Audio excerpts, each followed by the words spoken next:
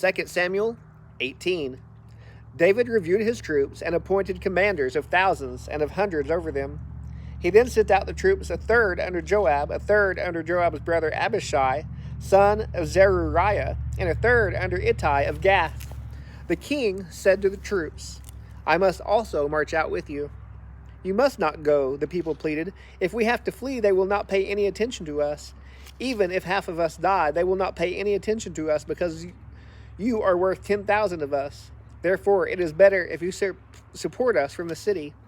"I will do whatever you think is best," the king replied to them. So he stood beside the city gate while all the troops marched out by hundreds and thousands.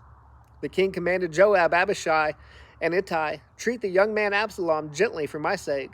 All the people heard the king's orders to all the commanders about Absalom. Then David's forces marched into the field to engage Israel in battle, which took place in the forests of Ephraim. Israel's army was defeated by David's soldiers, and the slaughter there was vast that day, 20,000 dead.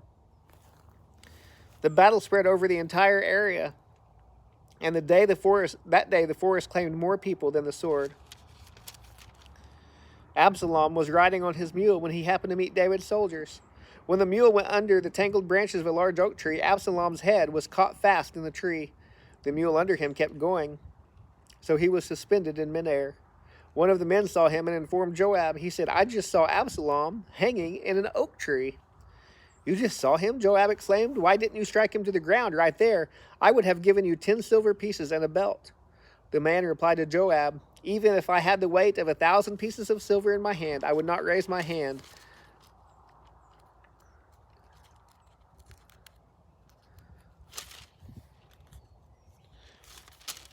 against the king's son. For we heard the king command you, Abishai and Ittai, protect the young man Absalom for me.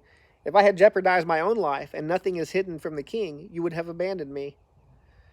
Joab said, "I'm not going to waste time with you." He then took 3 spears in his hand and thrust them into Absalom's chest, while Absalom was still alive in the oak tree.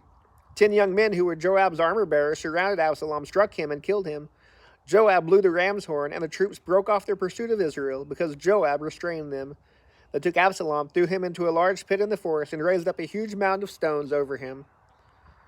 And all Israel fled, each to his tent. When he was alive, Absalom had taken a pillar and raised it up for himself in the king's valley, since he thought, "I have no son to preserve the memory of my name." So he named the pillar after himself. It is still called Absalom's monument today. Ahimaaz, son of Zadok, said, "Please let me run and tell the king the good news that the Lord has vindicated him by freeing him from his enemies." Joab replied to him, "You are not the man to take good news today. You may do it another day, but today you aren't taking good news because the king's son is dead." Joab then said to a Cushite, "Go tell the king what you have seen." The Cushite bowed to Joab and took off running. However, Ahimaaz, son of Zadok, persisted and said to Joab, "No matter what, please let me also run behind the Cushite." Joab replied, "My son, why do you want to run since you won't get a reward?" "No matter what, I want to run." "Then run," Joab said to him. So Ahimaaz ran by way of the plain and outran the Cushite. David was sitting between the city gates when the watchman went up to the roof of the city gate and over to the wall. The watchman looked out and saw a man running alone. He called out and told the king. The king said, "If he's alone, he bears good news." As the first runner came closer, the watchman saw another man running. He called out to the gatekeeper, "Look, another man is running alone. This one is also bringing good news," said the king. The watchman said, "The way the first man runs looks to me like the way Ahimaaz, son of Zadok, runs. This is a good man. He comes with good news," the king commented. Ahimaaz called out to the king, "All is well," and paid homage to the king with his face to the ground. He continued, "Blessed be the Lord your God. He delivered up the men who rebelled against my lord the king." The king asked, "Is the young man Absalom all right?"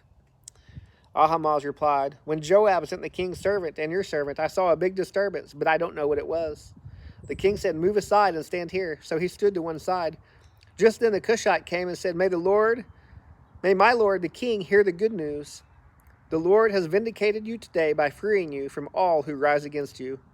The king asked the Cushite, "Is the young man Absalom all right?" The Cushite replied, "I wish that the enemies of my lord the king, along with all who rise up against you with evil intent, would become like that young man."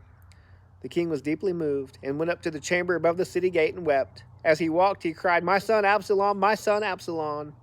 If only I had died instead of you, Absalom, my son, my son."